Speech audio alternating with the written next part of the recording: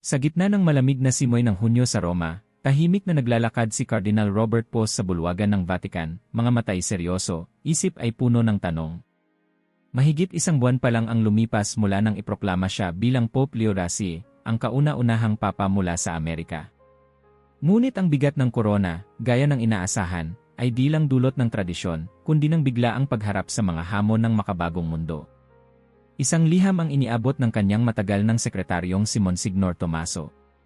Mabigat ang tono, ngunit nagniningning ang mga mata ni Tomaso, may bahid ng pag-aalalang halatang pinipigilan. Kabanal-banalang Ama, ito po ay imbitasyon mula sa University di San Angelo. Inaasahan nila na kayo po ang maging pangunahing tagapagsalita sa isang espesyal na symposium. Tahimik na binasa ni Leo ang imbitasyon. Faith and Science, a Dialogue for the Future. Isang paksa na dati na niyang hinarap sa mga misyon sa Peru, ngunit ibang-iba ang bigat ngayon. Ipinasa niya ang papel kay Tomaso, sabay tanong, sino ang makakasama ko? Umiling ang sekretaryo, pilit iniiwasan ang tingin. Professor Valerio Rossi po, Kabanalan. Isa sa mga pinakamalaking pangalan sa larangan ng pisika dito sa Europa. Kilalang-kilala po siya sa matinding pagsalungat sa pananampalataya. May sumilay na ngiti sa labi ni Leo. Si Rossi ba? Alam ko siya. Nabasa ko ang kanyang mga publikasyon. Matatalas ang kanyang tanong. Marunong siyang maglaro ng apoy. Maraming beses na po siyang humarap sa mga leader ng simbahan, at halos lahat ay nauwi sa kahihiyan, dagdag pa ni Tomaso, may kaba sa tinig. Ang ilan po sa inyong mga tagapayo ay nagmungkahi na tanggihan na lang ang paanyaya. Sinasabing ito'y bitad. Ngunit tahimik lang si Leo. Tumango siya, malalim ang iniisip. Maraming kabataan ang nangangailangan ng direksyon. Hindi natin sila matutulungan kung hindi natin haharapin ang kanilang mga tanong. Sabihin mo sa kanila, tinatanggap ko ang paanyaya. Nagulat si Tomaso, ngunit wala nang nagawa. Agad niyang inihanda ang tugon. Sa kabilang banda ng lungsod, sa isang modernong opisina na puno ng mga libro, equations, at kahon ng takeout, pinalakpakan ni Professor Valerio Rossi ang sarili. Sa kanyang harap, isang folder na may titulong Operation Checkmate, isang koleksyon ng mga tanong, argumento, at mga lohikal na patibong para sa sinumang espiritual na leader na maglalakas loob humarap sa kanya. Sa wakas, bulong ni Rossi sa sarili, ang pagkakataong ito ay darating din. Sa gilid ng kanyang mesa, nagliwanag ang screen ng laptop, nagpa-flash ang balita. Pope Leo XIII, papayag na humarap sa isang pambihirang debate tungkol sa pananampalataya at agham. Tumawa siya, puno ng kumpiyansa, habang pinanood ang video announcement ng universidad. Sa kabila ng ingay sa Vatican, nagmamadaling nagtipon ang mga tagapayo ni Leo. Kabanalan, ang symposium ay live-streamed. Lahat ng European media, pati mga sikat na podcaster at social influencer, ay magko-cover, babala ng isa sa mga kardinal. Ito po ay maaaring magdulot ng eskandalo kung hindi natin mapipigilan si Rossi. Ngunit simple lang ang sagot ng Papa, hindi natin kailangang pigilan ang liwanag. Ang liwanag ay hindi natatakot sa tanong, bagkus, ito ay mas lalong nagliliwanag. Samantala, sa universidad, bumubulong ang mga estudyante at propesor. Narinig mo na ba? Ang Papa mismo, haharap kay Rossi. Walang sinuman ang nanalo laban sa propesor. Siguradong magiging viral ito. Isang estudyanteng si Lara, na lumaki sa isang katolikong pamilya, ngunit ngayoy nag-aalalang baka mawalan ng tiwala sa pananampalataya, ay nagsabing, siguro naman may ipapakitang bago ang Papa. Hindi tulad ng mga nauna. Kasabay ng balita, dumami ang post sa social media, memes, predictions, bets, lahat ay nag-aabang. Sa mga opisina, mga guro ay nagkakatitigan, halatang nagdadalawang isip kung susuportahan o kukutya ang Papa. Isang grupo ng mga physicist, nakapalibot sa kape, ang nagbibiruan. Kung ako kay Rossi, magdala na siya ng extra microphone, baka mabasag sa dami ng argumento. Habang palapit ang petsa, abala si Rossi sa pagbuo ng script. Paulit-ulit niyang nire-rehearse sa harap ng salamin ang bawat tanong, bawat sarkastikong ngiti, bawat posibleng kill shot ng lohika. Sa likod ng kanyang kumpiyansa, minsan ay sumulyap siya sa lumang litrato ng kanyang kabataan, isang batang tahimik na nananalangin sa simbahan ng kanyang ina. Sa kabilang dako, si Leo ay tahimik na naglalakad sa mga hardin ng Vatican, nagmumuni-muni. Panginoon, bigyan mo ako ng puso na hindi natatakot at ng isip na hindi mapanghusga. Ang mga araw ay mabilis na lumipas. Dumating ang petsa ng symposium. Sa araw na yon, sa buong Europa, nakatune in ang libu-libong tao, estudyante, guro, relihiyoso, at maging ang mga walang pakialam. Sa universidad, puno na ang auditorium, pati mga pasilyo. Ang mga kamera ay nakaset up mula sa bawat anggulo. Ang tensyon ay parang usok sa hangin, makapal, mabigat, at hindi mo alam kung saan susulpot ang unang kidlat. Dumating si Pope Leo, simple ang suot, tahimik ang kilos. Wala siyang entourage na marangya, maliban kay Tomaso at dalawa pang kardinal na halatang balisa. Sa labas ng pinto, huminga siya ng malalim, sumulyap kay Tomaso. Hindi natin ito ginagawa para manalo, kundi para umunawa.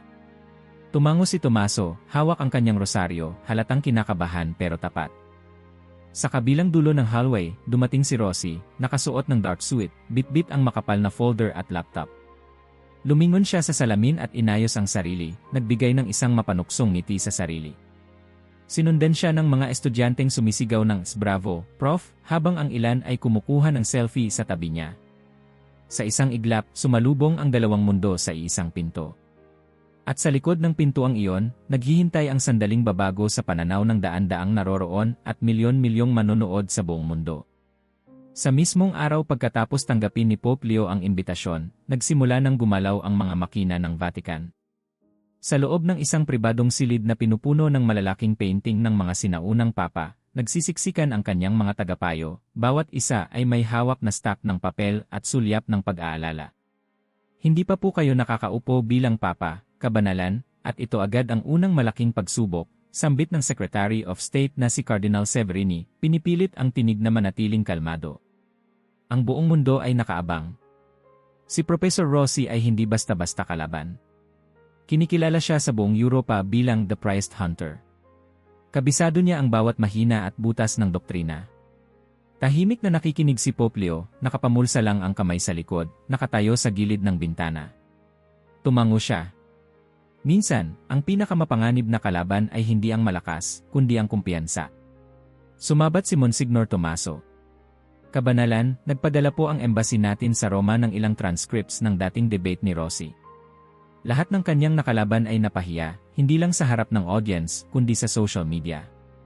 Ipinasa niya ang tablet kay Leo, nakabukas ang isang viral video ng dating arsobispo ng Milano na halatang natulala sa isang tanong ni Rosie tungkol sa kawalang laman ng paniniwala.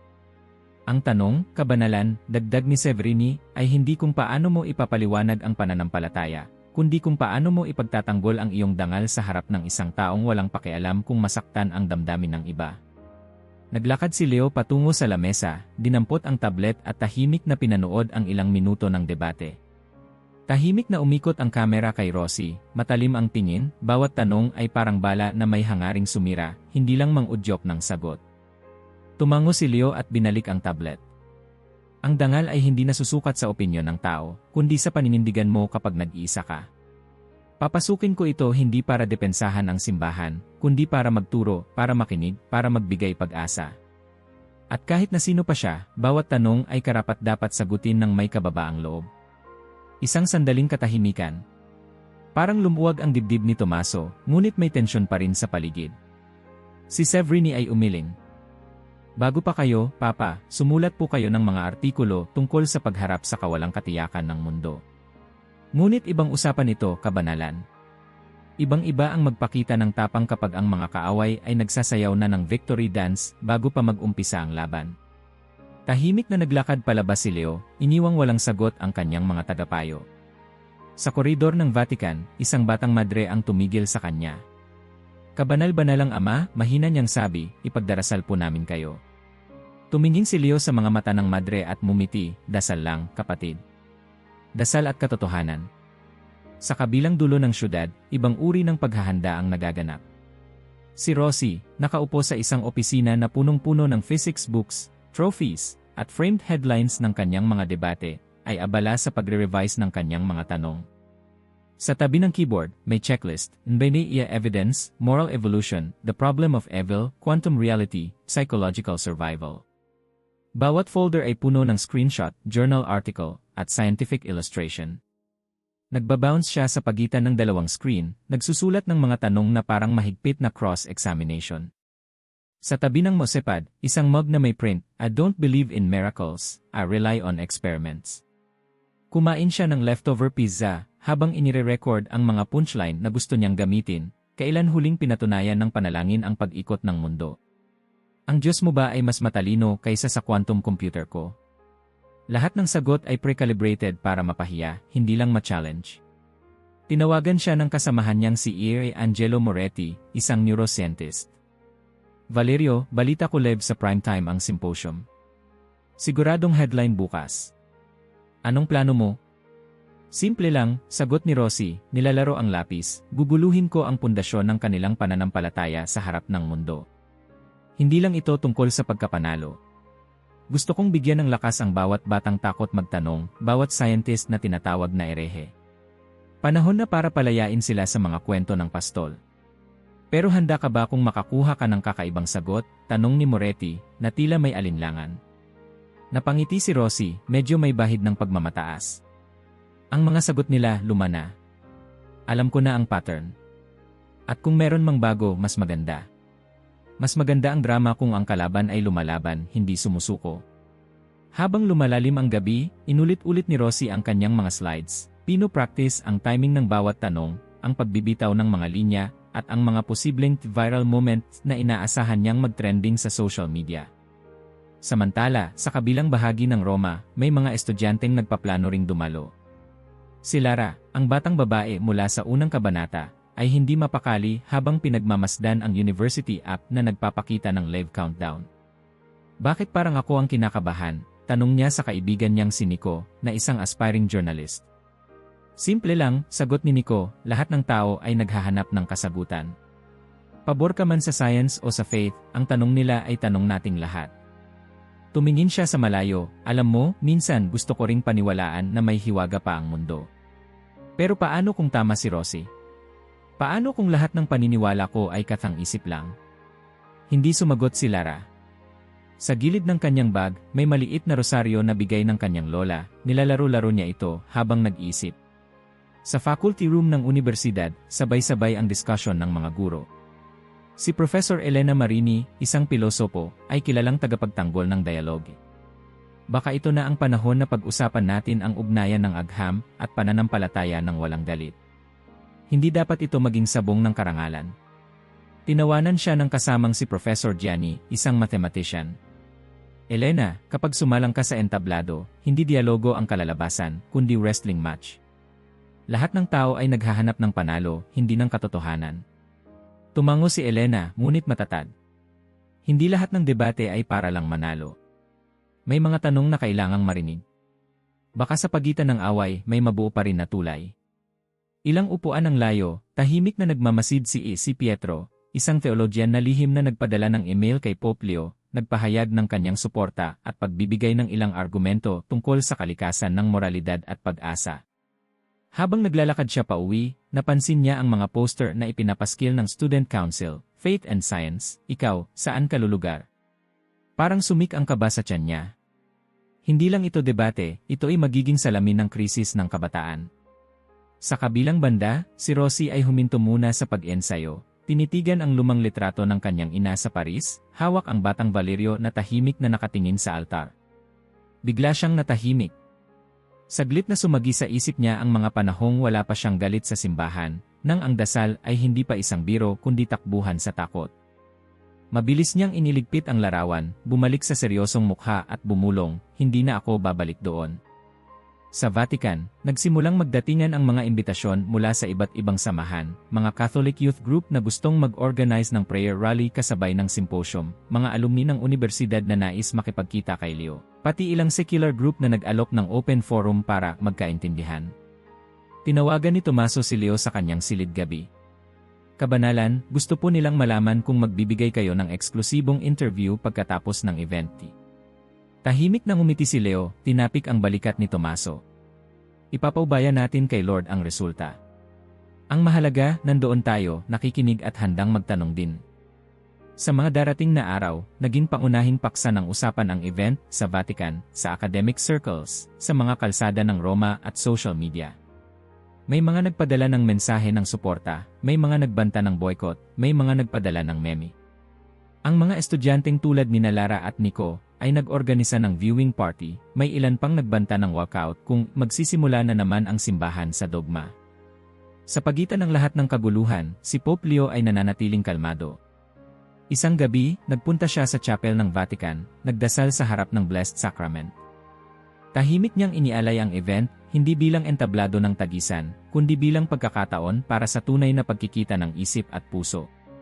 Samantala, sa likod ng entablado ng universidad, pinupuno na ng mga technicians ang stage ng high-definition cameras, D-screens, at sound system.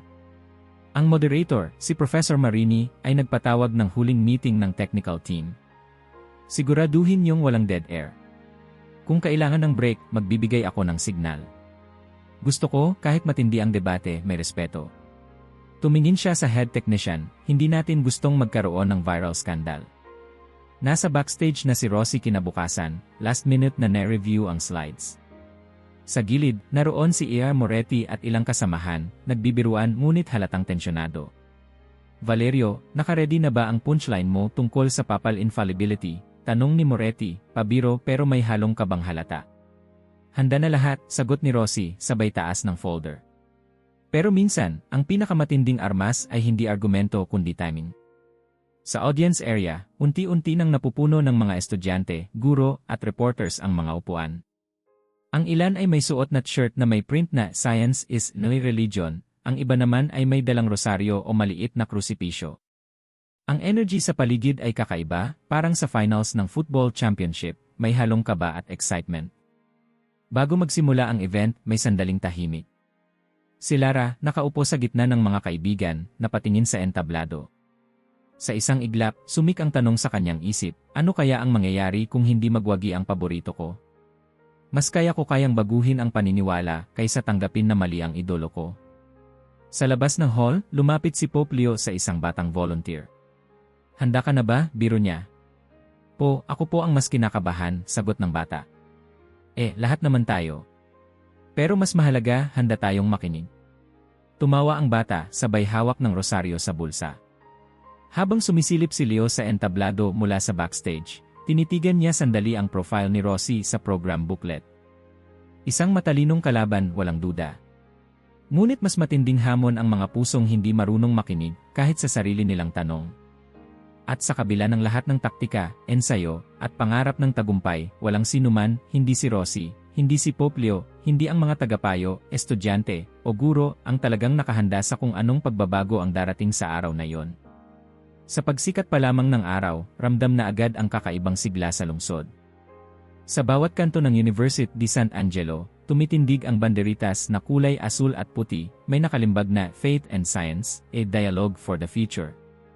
Ang mga kalsada ay punong-puno ng estudyante, may nagkukumpulan sa paligid ng entrance, may mga nakasuot ng shirts na may mukha ni Rosie na may nakalagay na "In Reason We Trust", at ang iba naman ay nakayuko, nagdarasal ng taimtim. Hawak ang rosaryo sa gitna ng nagkakagulong masa.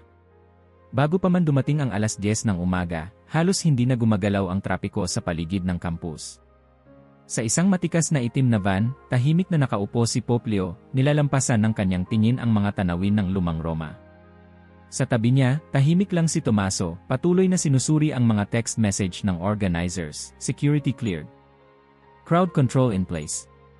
Media waiting at south entrance.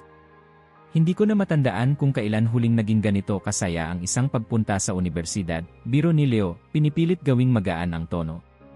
Kabanalan, mahina ang boses ni Tomaso, kahit sa Harvard, hindi ganito kahigpit ang security. May 4 na layers ng checkpoint. Kapag mas malalim ang tanong ng mundo, mas mataas ang pader ng takot. Pero ang tanong, Tomaso, sino ang mas dapat nating protektahan, sila o tayo? Pagbukas ng pinto ng van, sumalubong agad ang kislap ng mga kamera at alinggaw ng mga sigaw ng mga estudyante. Papa! Papa! Science! Science! Truth above all! Pinilit ng mga gwardiya na hatiin ang masa, nagbigay daan para makalakad si Leo at ang kanyang maliit na grupo. Tahimik lang siyang ngumiti, tumango sa bawat nilalampasan, tumanggap ng ilang bulaklak na inabot ng isang bata. Habang tumatawid sa main entrance, sinalubong siya ng diyan ng universidad, si Professor Rixie, na may formal na tango. Kabanalan, malaking karangalan po para sa amin na nariyan kayo ngayon. Ang karangalan ay laging kasama ng responsibilidad, sagot ni Leo. Naway maging tahanan ng bukas na isipan ang bawat sulok ng unibersidad ninyo. Sa kabilang dulo ng campus may ibang eksena. Si Rosie, napapaligiran ng mga estudyante, ay parang bituin na papasok sa red carpet ng campus. Lahat ng gusto magpa-selfie, may nag-aabot ng libro para pirmahan. Prof, kayo po talaga ang idol ko. Pabigat ba ang pressure? Parang finals, biro ng isang estudyante. Pressure, sagot ni Rosie, abot tenga ang ngiti, walang pressure kapag alam mong ikaw ang tama. Tumatawa ang buong grupo, ang iba ay palihim na nagre-record ng video. Hindi siya naglakad papasok, nagparada siya. May ilang professor na nilapitan siya para makipagkamay, habang ang iba ay nagtago sa likod, halatang hindi komportable sa aura ng kanyang kasikatan. Lihim na pinagmamasdan ni Elena Marini, ang moderator, si Rosie. Grabe, parang artista, bulong niya sa kasamang si Professor Gianni. Hindi artista, Elena. Rockstar. Pero tandaan mo, maski ang pinakamalaking rockstar, minsan nababasted sa grand finals, sagot ni Gianni, sabay tawa. Sa loob ng auditorium, umaalingawgaw ang boses ng mga estudyanteng nagkukwentuhan, nagsasabi ng kani-kanilang opinyon tungkol sa mangyayari. Sa pinakadulong bahagi, si Lara ay kasama ng ilang kaibigan, hawak-hawak pa rin ang kanyang maliit na rosaryo. Baka naman mapahiya ang papa natin, Lara, tanong ni Nico, nakangiti ngunit halatang kabado. Hindi naman siguro. Minsan ang tahimik, sila ang matinding sumagot, balik ni Lara, pilit ipinapasa ang kaba sa dasal. Malapit sa stage, nakatayo si Pietro, tahimik na binabasa ang ilang note cards na balak niyang itanong sana, pero nagbago ang isip, baka hindi na umabot ang oras, bulong niya. Pinagmamasdan niya si Rosie, na walang kakurap-kurap, abala sa pagsasalita sa mga media. Professor Rosie, anong mensahe niyo sa kabataan? Tanong ng isang journalist. Isang mensahe lang, huwag kayong matakot magtanong, kahit kanino, pati sa papa. Tulad ng hangin bago magbagyo, ramdam ng lahat ang kuryente sa paligid. Ang tech team ay abala sa pag-check ng bawat mikropono, ilaw, at teleprompter. Maliwanag ang lahat, sabi ng head technician, pero hindi ko alam kung ready na talaga ang lahat para sa gulo. Sa control booth, si Marini ay nagpa-final briefing. Walang bias, walang putol. Kung magkabiruan, keep it civil. Kapag sumobra, ako na ang magmo-moderate. Malinaw. Sa green room, tahimik na nagdarasal si Pope Leo. Tumingin siya sa salamin, napansin niyang medyo namumutla ang mukha. Napangiti siya, isa lang akong ordinaryong tao, Lord. Bigyan mo ako ng lakas. Hindi ng talino kundi ng puso. Nasa kabilang side ng backstage si Rosie, tinitigan ang sarili sa salamin, pinunasan ang baso, inayos ang suit. Valerio, bulong niya sa sarili, huwag kang magpatalo sa drama. Science lang, walang emosyon. Pero kung may mangyak-yak dyan, bigyan mo ng punchline. Nagpa-practice siya ng ilang linya, pinipilit gawing makinis ang bawat pagbitiw. Sa audience, mahigpit ang pag-monitor ng mga security personnel. May ilang estudyanteng napapansin nilang nagdadala ng placard, God is dead, science lives, ngunit may ilan ring nagtatago ng mga imahen at kandila, simpleng mga tanda ng pananalig. Isang grupo ng medical students ay nagbubulungan, ano kaya ang mangyayari kung si Rosie ang makorner ng papa? Uwi kayang iyak? Sabay-sabay silang nagtawanan pero halata ang excitement. May pumasok na biglang mensahe sa group chat ni Lara, Bet. Sino mananalo? Rosie or Pope? Libre milk tea sa talo. Marami ang sumali, mas marami ang pabor kay Rosie, pero may ilang nagpa siyang sumugal kay Leo. Tumawa si Lara, bahala na. Baka may milagro pa. Habang dumadami ang tao, pinagmamasdan ni Professor Rixie ang crowd mula sa glass window. Parang hindi universidad. Parang arena ng gladiators, bulong niya kay Tomaso. Ganyan talaga ang katotohanan, minsan parang larong bakal, sagot ni Tomaso, bahagyang ngiti ang pilit. Pero kahit sinong lumaban, ang mahalaga, may matutunan ang lahat. Maya-maya, nag-flash ang ilaw ng stage. Hudyat na magsisimula na. Pumasok si Marini, inayos ang mikropono. Tense ba? Tanong ni Rixie, biglang lumapit. Tense, pero excited. Baka ito na ang gabi na babaguhin ang pananaw ng buong Europa. Mabilis ang galaw ng mga organizer. May narinig na biglang palakpakan mula sa side door, dumating na si Pope Leo. Tumayo ang lahat. Parang gumaan ang hangin, ang ilan ay napaiyak, ang iba ay napaiyak sa tawa ng nervyos. Sinundan ito ng mas malakas pang palakpakan sa pagpasok ni Rosie, na parang kandidato ng American Idol na paborito ng madla. Pumalakpak, sumigaw, nagpicture ang mga tao. Ang energy ay halos sumabog. Habang unti-unting nauupo ang lahat, tahimik na nagkakatinginan sina Leo at Rosie mula sa magkabilang dulo ng entablado. Walang kibuan, walang ngitian, ngunit ang tensyon ay parang kuryente sa pagitan ng dalawang magnet. Nagsimulang magbulungan ang mga estudyante, grabe, parang away ng mga titans. Parang superhero movie. Pero sinong tunay na bida? Sumenya si Marini mula sa stage, maghanda na. 5 minuto. Mabilis na nag-ayos si Tomaso sa likod, tiningnan kung naka-on ang mic ni Leo.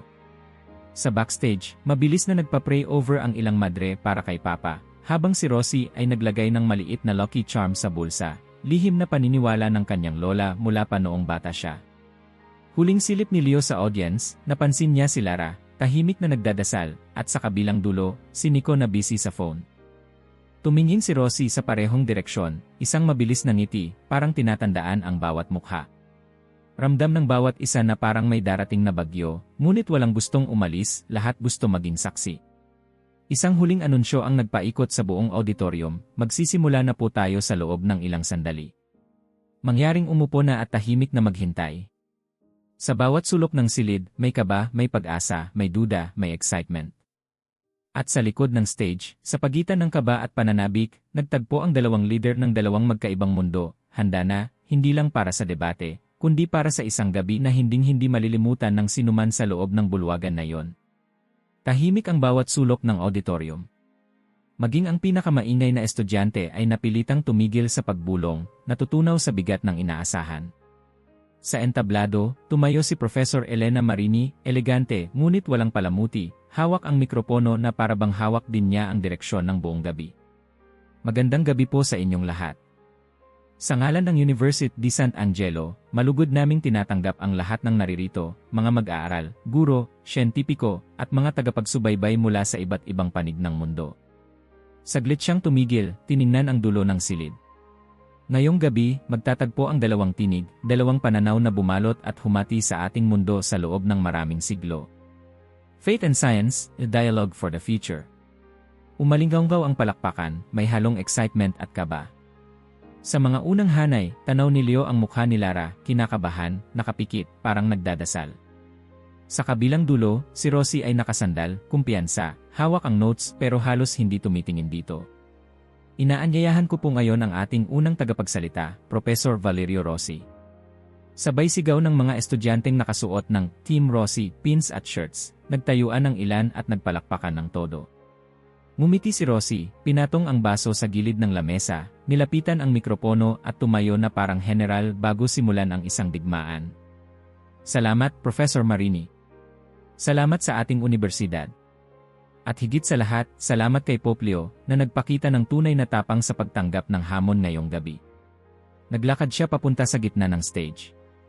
Tumahimik ang lahat. Bilang isang siyentipiko, sanay akong magtanong.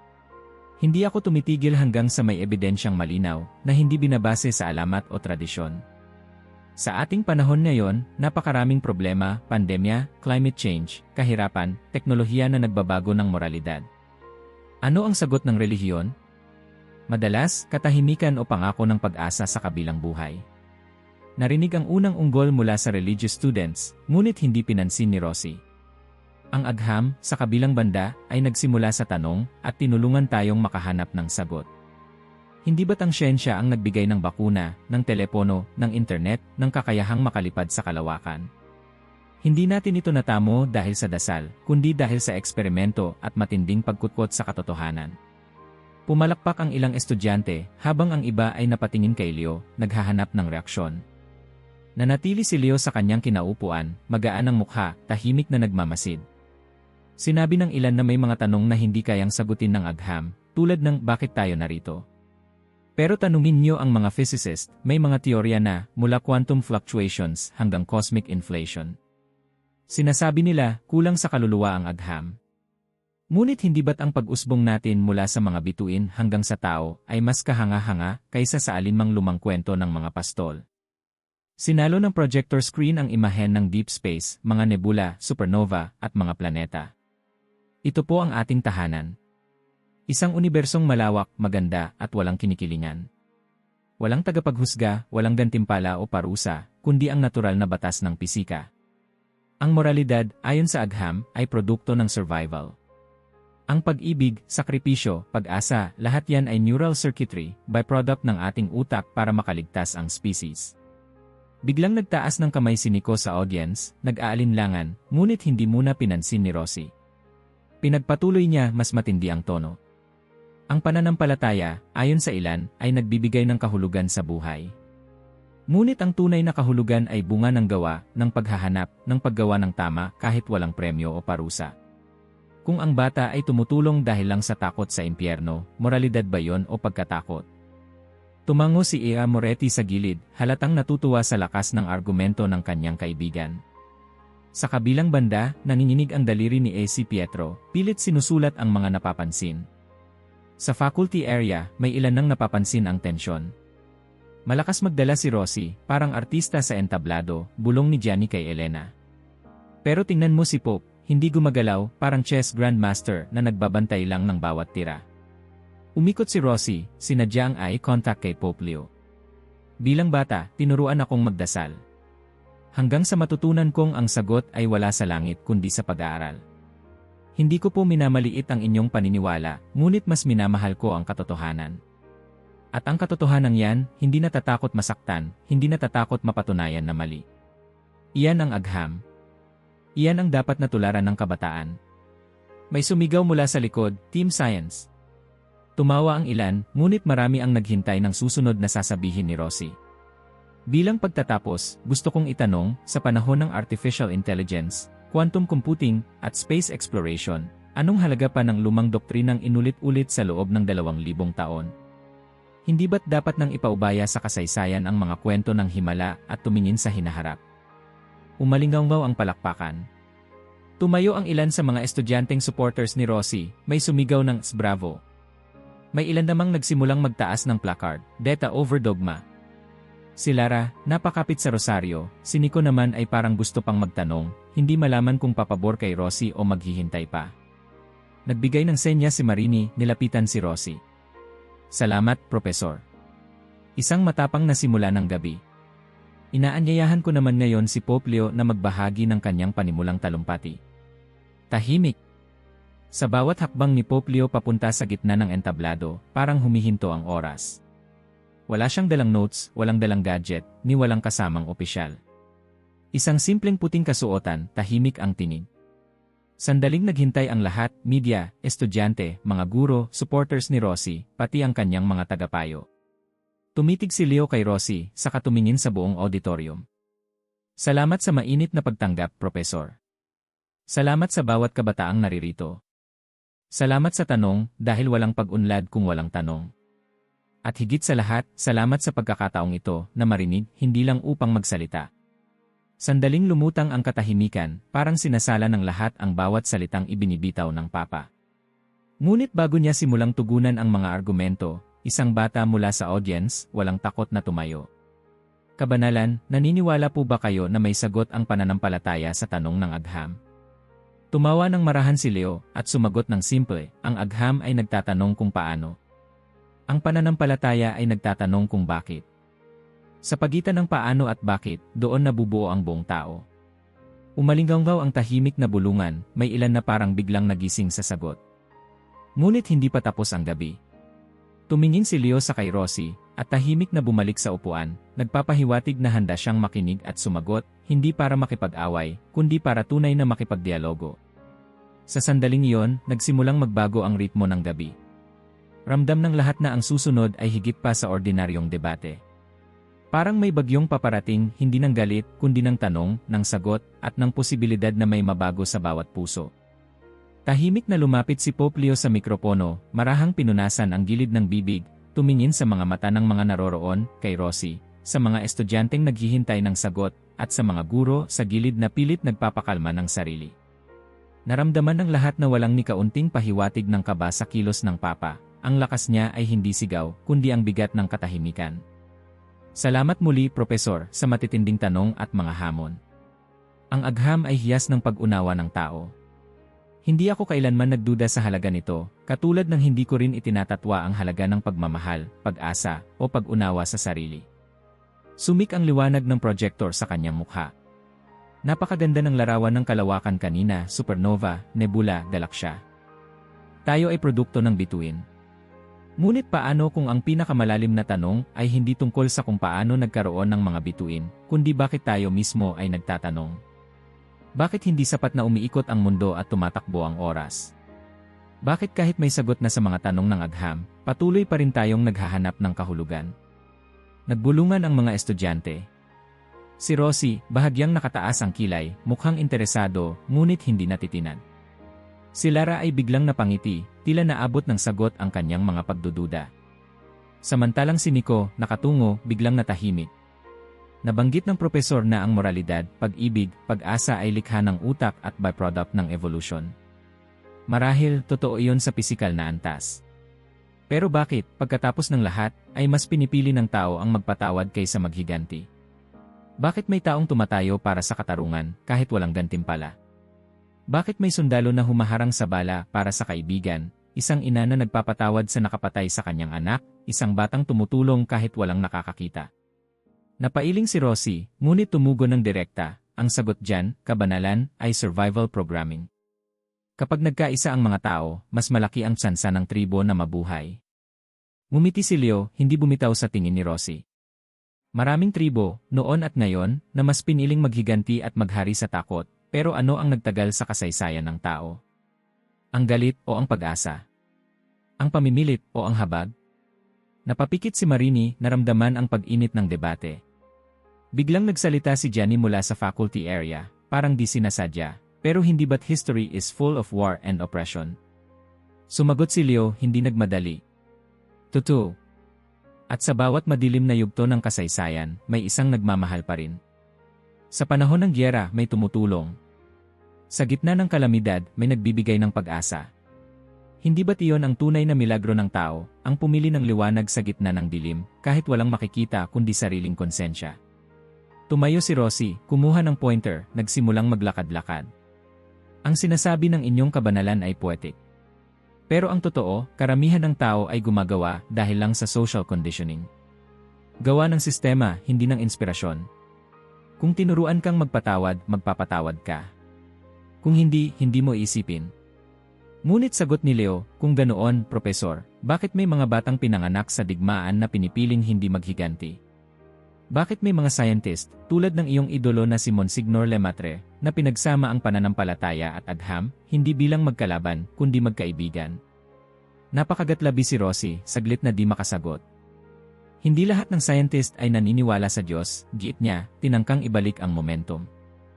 Siyempre, hindi kailanman sinabi ng pananampalataya na monopolyo nito ang katotohanan. Ngunit sa bawat tanong ng siyensya, may tanong pa ring naiwan, bakit? At ang bakit na yon ay hindi kayang punuin ng formula, equation, o experiment. Tahimik ang lahat.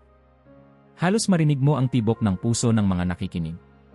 May ilang estudyante na dating nagbibiruan lang, ngayon ay parang napako ang mata sa papa. Biglang nagsalita si Lara, mahina ngunit malinaw, kabanalan kapag lahat ng sagot ay naibigay ng agham, ano pa ang papel ng pananampalataya? Lumapit si Leo sa gilid ng entablado, tinignan si Lara ng diretsyo. Anak, kapag ang lahat ng sagot ay ibinigay na ng agham, at marahil darating ang araw na yon, lalapit pa rin tayo sa tanong na hindi kayang sukatin ng instrument, sino ako? Bakit ako nagmamahal? Ano ang halaga ko kapag ako'y nag-iisa? Ang pananampalataya ay hindi pumapalit sa agham, ito ay tanong ng puso, hindi ng test tube. Nagpalakpakan ng ilan kahit pilit na pinipigilan. Si Rosie, huminga ng malalim, hindi agad sumagot. Pinili niyang atakehin ang tanong, kung ganoon, kabanalan, paano natin masisiguro na hindi lang tayo nagpapakalma sa sarili sa pamamagitan ng kwento? Hindi ba't ang pag-asa, pagmamahal, at pag-ibig ay convenient illusion para hindi tayo matakot sa kamatayan? Ngumiti si Leo, bahagyang umiling. Maraming bagay sa mundo ang hindi natin kayang sukatin. Hindi mo kayang sukatin ang sakit ng isang nawalan, ang tuwa ng unang yakap, ang kabigatan ng pagkatahimik matapos ang kasalanan. Ngunit lahat ng ito ay tunay. Hindi porket hindi masukat, ay hindi totoo. Tumingin si Rosie, seryoso, tinangkang sumagot pero natigilan, parang may tinamaan sa loob. Si E.R. Moretti, sa faculty area, napangiti, halatang impressed. Si Elena Marini ay tahimik na nag-observe, parang mas lalong ginanahan makinig. Tumaas ang kamay ni Nico, naglakas loob na itanong, hindi ba mas madaling maniwala na walang dahilan ang lahat, kaysa maghanap ng sagot na baka wala naman? Ang kadalian, sagot ni Leo, ay madalas kakambal ng takot. Ang totoong tapang ay ang tumingin sa kawalan, magtanong, at manatiling nagmamahal, kahit hindi mo alam kung may makikinig. Sumagot si Rosie, malumanay na ngayon, hindi ba't iyan ay delikadong linya, kabanalan? Sa pangalan ng pananampalataya, maraming beses na ginamit ang relihiyon bilang armas, bilang dahilan ng digmaan. Tumango si Leo, seryoso ang mukha. Walang perfectong institusyon, Profesor. Hindi ko rin itinatatwa ang kasalanan ng simbahan sa kasaysayan. Ngunit ang tanong, ano ang dahilan bakit ang pananampalataya ay nakatagal at patuloy na bumabalik ang tao sa Diyos, kahit paulit-ulit siyang nasasaktan ng sariling simbahan? Dahil, sa kabila ng lahat, may hinahanap pa rin siyang mas mataas sa sarili. Halos hindi na humihinga ang mga tao sa silid. Si Lara, tahimik na umiiyak, si Nico naman ay hindi malaman ang gagawin. Sa gilid, si Ethy Pietro ay tahimik na sumulat, ang debate ay hindi tungkol sa tamang sagot, kundi sa tunay na tanong. Isang huling tanong ang ibinato ni Rosie, kung maaari mong patunayan sa isang eksperimento na wala talagang Diyos, tatanggapin mo ba? Tatanggapin ko kung ang katotohanan ay nagsalita. Ngunit hanggang sa araw na iyon, patuloy kong haharapin ang tanong, patuloy akong magmamahal, at patuloy akong magtitiwala, hindi dahil madali, kundi dahil ang puso ng tao ay hindi kailanman titigil sa paghahanap. Biglang lumakas ang palakpakan. Hindi na nakayanan ng ilan ang hindi pumalakpak. Sa kabila ng tensyon, ramdam ng lahat na may kakaibang tagpo sa pagitan ng dalawang leader. Walang sigawan, walang insultuhan, walang arogansya, kundi labanan ng tanong at sagot ng puso at isip. Sa sandaling iyon, alam ng lahat na ang laban ay higit pa sa argumento. Ito ay laban ng dalawang mundo na parehong naghahanap ng katotohanan. Biglang bumalik si Rosie sa gitna ng entablado, hawak muli ang pointer at halatang nagbabaga na ang tono. Parang kinuryente ng palakpakan ang kanyang ego, ngunit ngayon ay halatang maseryoso. Kung tunay ngang malalim ang pananampalataya, simula niya, bakit ba, kabanalan, ang kasaysayan ng mundo ay punong-puno ng krimen, digmaan, at diskriminasyon sa ngalan ng Diyos. Ipinipilit ninyong ang pag-asa at pag-ibig ay galing sa pananampalataya, pero hindi ba't mas marami pa ang namatay dahil sa relihiyon kaysa sa lahat ng natural disaster sa kasaysayan? Napabuntong hininga si Leo, hindi kinagat ang pain. Hindi ko po itinatatwa ang madilim na bahagi ng kasaysayan ng simbahan, Profesor. Sa katunayan, bahagi ako ng isang institusyon na maraming kasalanan, maraming pagkukulang. Pero ang pagkukulang ng tao ay hindi patunay ng kawalang saysay ng pananampalataya. Ito ay paalala lang kung gaano tayo kailangan ng awa at pagbabago. Hindi agad nakasagot si Rosie. Sandali siyang napaisip pero bumawi agad, mas matalim. Kung gayon, kabanalan, bakit ba't hanggang ngayon, ginagamit pa rin ang moralidad ng simbahan para hadlangan ang kalayaan ng tao? Bakit patuloy ang paghusga, ang pagpilit sa batas ng relihiyon sa mga ayaw naman sumunod dito? Hindi ba't ginagamit ninyo ang pagkakasala at pag-asa sa kapatawaran para makontrol ang damdamin at isip ng tao? Tumitig si Leo sa mata ni Rosie, mabigat ngunit hindi galit. Ang tunay na moralidad ay hindi ipinipilit, ito ay paanyaya. Ang turo ni Kristo ay hindi batuta na ipinupukpok sa ulo, kundi kamay na iniabot sa nangangailangan.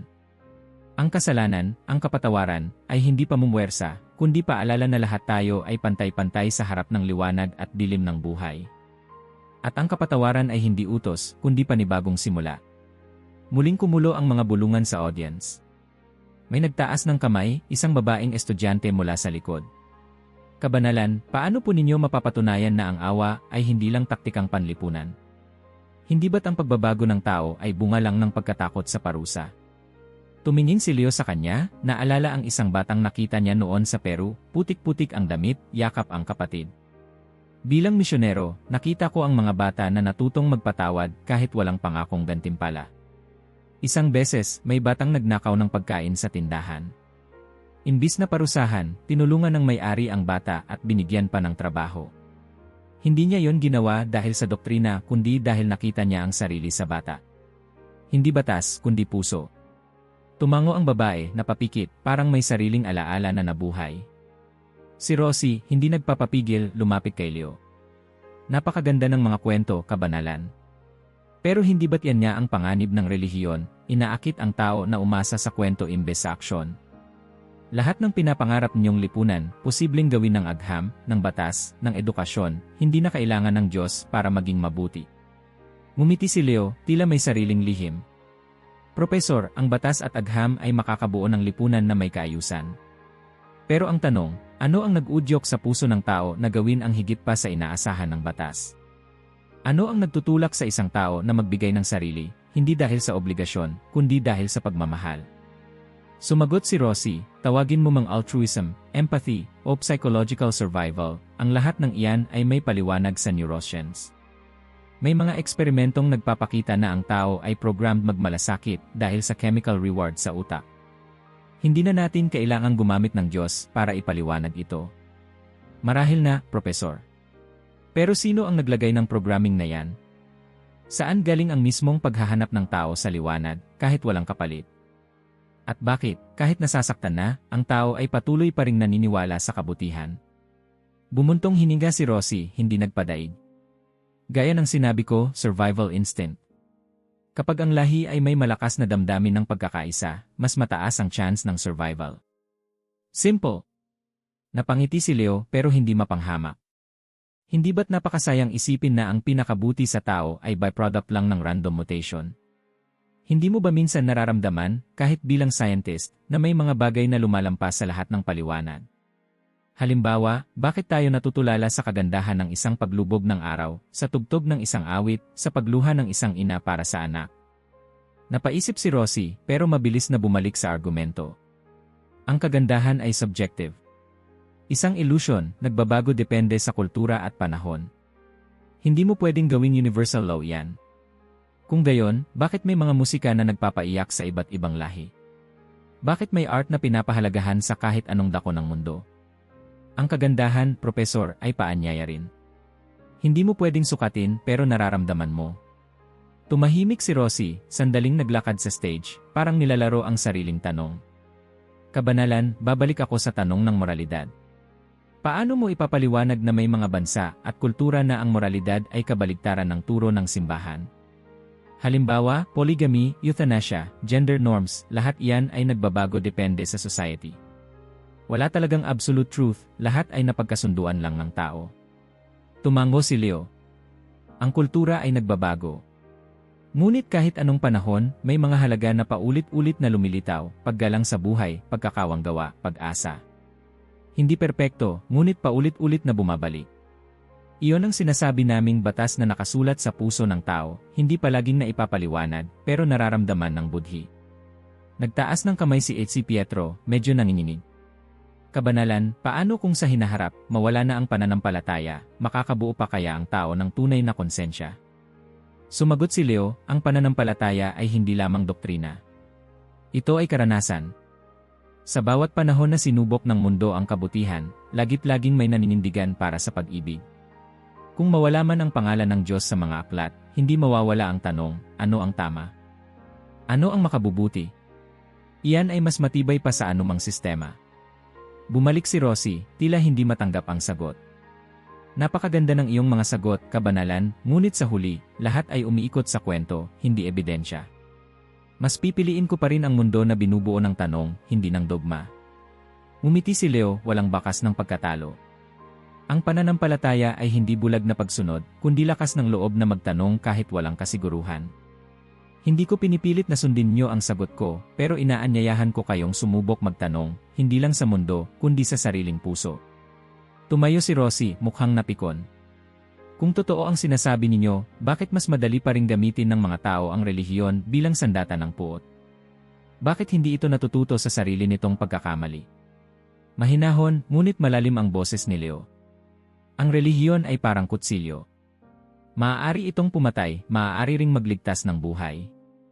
Nasa kamay ng tao kung paano niya ito gagamitin. Kaya't ang pananampalataya ay laging paanyaya, hindi pamimilit.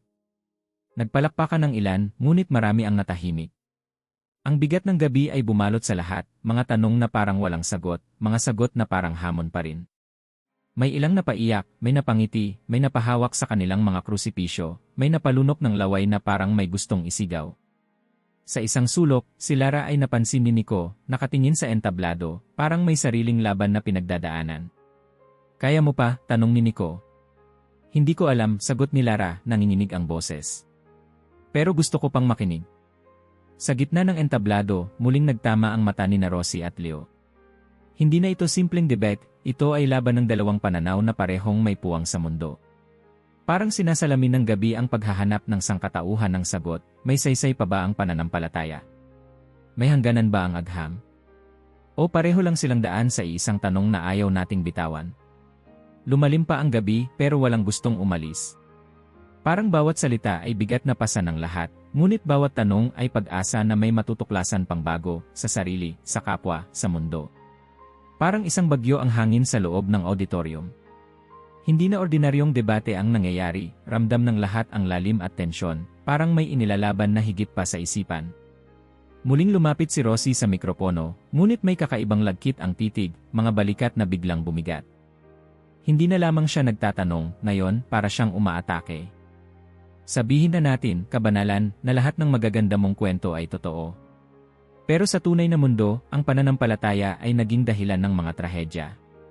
Tignan mo ang mga digmaan sa pangalan ng Diyos, ang mga batang naabuso sa silong ng mga simbahan, ang libu-libong pamilya na nawasak ng mga doktrina ng pagkakait at pagsisi. Hindi ba't ang simbahan mo ay naging pabrika ng sakit, kasinungalingan, at pagkitil ng kalayaan? Nanahimik ang buong silid. Ang mga taga-suporta ni Rosie ay parang natigilan, si Marini ay nakatitig, ang kamay ay bahagyang nanginginig. Tumayo si Leo, ngunit hindi siya gumanti ng galit, ni hindi siya umatras. Tahimik niyang tinanggap ang bawat salitang parang punyal. "Hindi ko itatanggi ang sugat ng kasaysayan, Propesor," sagot ni Leo, boses na tila pagod ngunit matibay. "Sabi ko nga, ako mismo ay anak ng isang simbahan na minsan ay nabigo, nagkasala, naging dahilan ng luhang hindi matuyo ng dasal.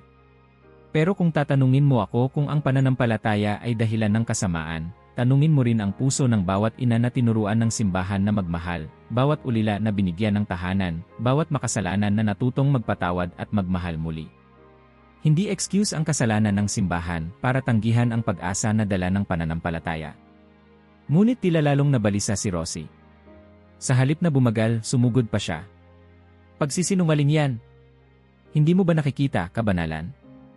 Gawa-gawa lang ang lahat, ang awa, ang kabutihan, ang kaligtasan, lahat ng iyan ay ginawang tuol ng simbahan para gawing alipin ang tao. Alam kong marunong kang sumagot ng may kababaang loob, pero sa totoo lang, ikaw din ay nagtatago sa likod ng puting kasuotan at magagandang salita." Puno ng inis ang kanyang mukha, halos nanginginig ang kamay. "Bilang scientist, tinitignan ko ang mundo ng walang tabing ng ilusyon. Ang inyong pananampalataya ay kalasag lang ng mga mahina. Takot kayong tanggapin na ang mundo ay walang likas na kahulugan, na walang nagbabantay, walang gantimpala o parusa. Mas gugustuhin niyo pang maniwala sa alamat, kaysa harapin ang walang hanggang kawalan." Sa bawat pagtaas ng boses ni Rosie, unti-unting lumiliit ang tingin ng ilan sa audience. Maging ang kanyang mga taga-suporta ay napapatingin sa sahig. Sa kabila ng galit, tahimik na nakatingin si Pope Leo, parang nilalabanan ang awa kaysa inis. Tiningnan niya si Rosie ng diretsyo sa mata, lumapit ng bahagya, saka mahina, ngunit malinaw na nagsalita. "Propesor, sabi mo, ang pananampalataya ay taka sa katotohanan, isang pantasya ng mahihina. Pero hindi mo ba napapansin na ang pinakamalakas na tao, ang pinakamatalinong scientist, ang pinakamakapangyarihang leader, ay bumabalik pa rin sa tanong na bakit? Hindi ba't kahit sa tuktok ng tagumpay, may kakaibang pagkalungkot, may lungkot na hindi masagot ng logic, equation, o tagumpay? Sabi mo, walang bantay sa mundo, walang dahilan ang lahat. Subukan mong tumahimik sa gabi, Prof. Rosie, at pakinggan mo ang tibok ng iyong puso kapag ikaw na lang mag-isa. Huwag mong sagutin ng formula. Sagutin mo ng totoo." Saglit na nabingi ang lahat. Nakatingin si Rosie kay Leo, nag-aalalang biglang may mabasag sa kanyang loob. "Wala akong kailangang pakinggan sa puso. Ang mundo ay random, walang layunin. Lahat ng kwento mo, imbento lang para hindi matakot ang tao." Ngunit hindi na paatras si Leo, at ngayon ay mas malinaw ang bawat salita. "Kung ganoon, Propesor, bakit hindi ka mapakali tuwing may tanong na hindi mo masagot? Bakit, pagkatapos ng lahat ng tagumpay mo, parang may hinahanap ka pa rin? Hindi ba't ang taong sigurado sa kawalan ng kahulugan ay hindi na bumabalik sa tanong, hindi na nagpapagod magpaliwanag, hindi na nagagalit kapag tinutulig sa ang paniniwala ng iba?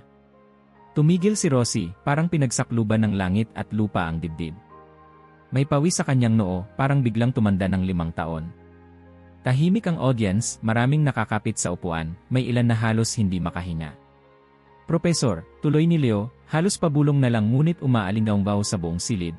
Ang pinakamalaking bitag ng katalinuhan ay akalain mong nakuha mo na ang lahat ng sagot. Pero ang pinakamalalim na kalayaan ay ang amining ikaw din ay may tanong na hindi mo kayang sukatin. Walang masama sa hindi pagsang-ayon, ngunit may panganib sa sobrang sigurado na ikaw lang ang tama. Parang nilunod ng katahimikan ang buong mundo. Si Rosie, na kanina ay tila bagyong hindi mapipigil, ay ngayon ay nakatayo na lang, labis ang lungkot at galit na magkaagapay sa kanyang mukha. May napansin si Leo, sa likod ng lakas ni Rosie, may halong pagod, takot, at paungulila na mas matindi pa sa lahat ng debate. Bumaling si Leo sa audience. Bawat isa sa atin ay may sandali ng pag-aalinlangan. Kahit ako, kahit ang profesor, kahit sino sa silid na ito. Ang pananampalataya ay hindi garantiya ng kasagutan, ito ay lakas ng loob na magtanong, at humawak sa pag-asa kahit hindi mo alam ang bukas. At ang siyensya, hindi rin kaaway ng pananampalataya, ito ay kakambal sa paghahanap ng sagot, kaibigan sa pag-abot ng katotohanan. Kung tunay nating pinapahalagahan ang tanong, dapat din nating igalang ang iba't ibang sagot, lalo na ang sagot ng puso. Sa huling sandali, tila may gustong sabihin si Rosie, ngunit hindi makalabas ang salita. Napatingin siya kay Moretti, napansin ang lungkot ng kaibigan. Si Lara ay tahimik na umiiyak, si Nico ay nakayuko, parang nabaliktad ang lahat ng dating sigurado. Biglang may sumigaw mula sa likod, "Bravo!" Kasunod nito, parang sumabog ang palakpakan sa buong auditorium, hindi ordinaryong palakpak, kundi palakpak ng mga taong nagising sa bigat ng sandali. Maging ang ilang supporter ni Rosie ay tumayo, ang iba ay natulala, ang iba ay nagbubulungan, parang nabasag si Rosie. Si Marini ay tahimik na sumandal, naluluha sa hindi malamang dahilan. Sa gitna ng ingay, nanatili si Pope Leo sa gitna ng entablado, tahimik, nakatitig kay Rosie, hindi bilang kaaway, kundi bilang kapwa-taong naglalakbay sa parehong landas ng tanong. At sa sandaling iyon, alam ng lahat na ang labang naganap ay higit pa sa argumento, higit pa sa relihiyon o agham, ito ay paghahanap ng bawat tao ng sagot sa tanong na hindi mawawala kahit anong katalinuhan o lakas. Mabigat ang hangin pagkatapos ng palakpakan. May mga sumigaw, may mga napaluha, ngunit karamihan ay nanatiling tahimik, parang ayaw gumalaw o magsalita, tila nabigla sa tindi ng tagpong nasaksihan. Sa entablado, tahimik na bumalik si Rosie sa tabi ng kanyang mesa, pinunasan ang pawis sa noo, at saglit na tiningnan ang folder na kanina pa niya ginagamit na sandata. Ngunit ngayon, tila wala na itong laman, parang nabura ng gabi ang lahat ng pinlano niyang argumento. Nagtagpo ang kanilang mga mata ni Leo. Sa unang pagkakataon, wala nang galit, wala nang yabang o kumpiyansa. Dahan-dahan siyang lumapit, hindi na rockstar, hindi na scientist na tagapagwasak ng doktrina. Tila isang ordinaryong taong biglang natanggalan ng mga sandata at natutong tanggapin ang sariling kahinaan. Tahimik na inabot ni Rosie ang mikropono, bumuntong hininga, at tiningnan ang mga mata ni Leo, pagkatapos ay ang buong auditorium. Mga kasama, mga estudyante, mga guro, at sa inyo, kabanal-banalang Papa. Hindi ko alam kung paano ko sisimulan, pero alam kong kailangan kong tanggapin sa harap ninyong lahat. Ngayong gabi, ang ilan sa mga bagay na buong buhay kong pinanghawakan ay natibag. Napasinghap ang ilan sa audience, si Moretti ay napatingin kay Elena Marini, si Lara ay napahawak sa rosaryo, at si Nico ay parang napako sa kinaupuan. Sanay akong manalo, sanay akong marinig na tama ako. Pero ngayong gabi narinig ko ang isang uri ng sagot na hindi ko inasahan. Hindi ibig sabihin na bigla na lang akong maniniwala, pero ngayong gabi, pinili kong aminin na hindi lang katalinuhan at lohika ang bumubuo sa tao. May mga tanong na mas matagal bago masagot at siguro, hindi ako dapat matakot tanggapin yon. Binaling ni Rosie ang mata kay Leo, nangingilid ang luha sa gilid ng mga mata. Kabanalan, salamat sa tapang ninyong humarap at hindi ako ginawang kaaway. Salamat dahil kahit sinubukan ko kayong paluhain at pagalitin, pinili ninyong magpakumbaba at makinig. Tila napukaw ang damdamin ng buong silid. Ang ilang professor ay tumango, may ilan pang tahimik na pinalakpakan si Rosie, hindi sa sagot kundi sa katapangan ng pag-amin. Lumapit si Leo, hindi nagdiriwang, hindi nagwawagi. Nilapitan niya si Rosie, marahang ipinatong ang kamay sa balikat ng propesor.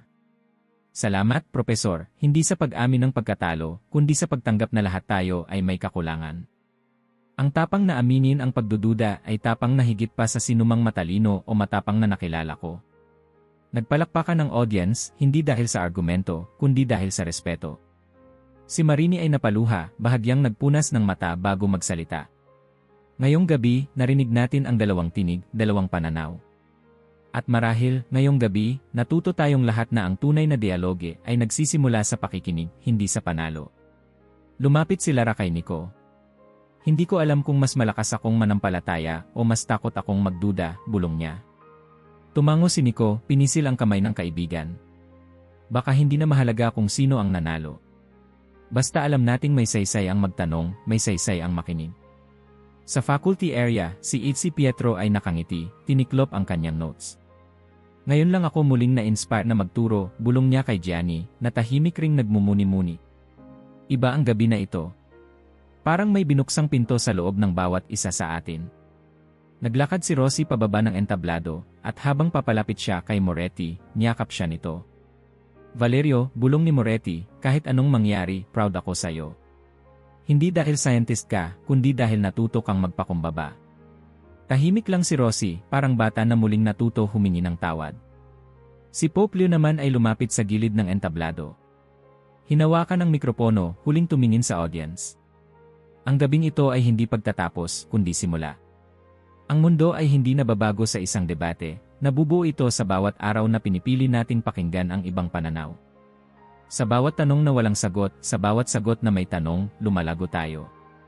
Huwag kayong matakot magduda, at huwag kayong mawala ng pag-asa magmahal. Muling nagpalakpakan ang lahat. Marami ang yumakap, nagkamay, may ilang umiyak sa gitna ng crowd, at may mga estudyanteng nag-update ng social media status. Tonight, I witnessed something real. Naglakad si Lara palabas ng auditorium, bitbit pa rin ang rosaryo, pero ngayon ay mas magaan ang loob. Si Nico ay nakatingin lang sa entablado, tahimik na nagpasalamat sa sarili, hindi dahil sa sagot, kundi dahil may natutunan siyang magtanong ng may kababaang loob. Sa faculty area, maraming guro ang tumahimik. Si Elena Marini ay nanatili sa gitna ng entablado, sinulat sa kanyang notebook, ang dialoge ay puso ng edukasyon. Hindi lamang tungkol sa katotohanan, kundi sa ugnayan ng tao sa tao. Habang unti-unting lumalabas ang mga tao, nagpalit ng energy sa hangin. Hindi na ito sigawan ng pro at anti, kundi sulyap ng paggalang, ng bagong simula. Sa labas ng hall, may nag-organisa ng small group discussion, may ilan namang nagdasal, may ilan ang nag-post ng selfie na magkatabi ang krus at logo ng Team Science. Huling nagtagpo ang tingin ni Leo at Rosie, pareho nang napawi ang bigat sa balikat. Ngumiti si Leo, tinapik si Rosie. Bukas, Propesor, pareho pa rin tayong magtatanong. Pero siguro, pareho na rin tayong natutong makinig. Walang sumagot, ngunit sa mga mata nila, may bagong respeto at kakaibang aliw. At sa pagtakip ng gabi, alam ng bawat isa na ang mundong iniwan nila sa loob ng bulwagan ay hindi na tulad ng dati. Ang umaga pagkatapos ng symposium, tila sumik ang isang kakaibang liwanag sa University di San Angelo. Mainit ang usapan sa bawat sulok ng campus. Ang mga estudyanteng dati abala lang sa sarili, ngayon ay nagkukumpulan sa mga coffee shop, corridors, at open fields, mapusok at mainit ang diskusyon. Ano ba talaga ang mahalaga, ang sagot o ang tanong? May saysay pa bang maniwala? Bakit ako naluha kagabi? Kahit sa social media, trending pa rin ang #FaithAndSenseDialogue. May daan-daang memes, quotes, at video snippets ng mga sagutan ng gabi. Sa loob ng isang classroom, si Lara at Nico ay napapaligiran ng mga kaklase. Ikaw, Lara, ano ang natutunan mo? Tanong ng isang blockmate. Hindi ko alam kung nabawasan ang mga tanong ko, pero sigurado akong mas handa akong magtanong ngayon. At baka, hindi ko kailangang magmadaling maghanap ng sagot, sagot ni Lara, nilalaro pa rin ang rosaryo sa daliri. Parehas tayo, ani Nico, mas na-appreciate ko na yung hindi agad sigurado ang lahat. Parang mas okay pala na mag-alinlangan, basta marunong kang makinig. Habang ang ilan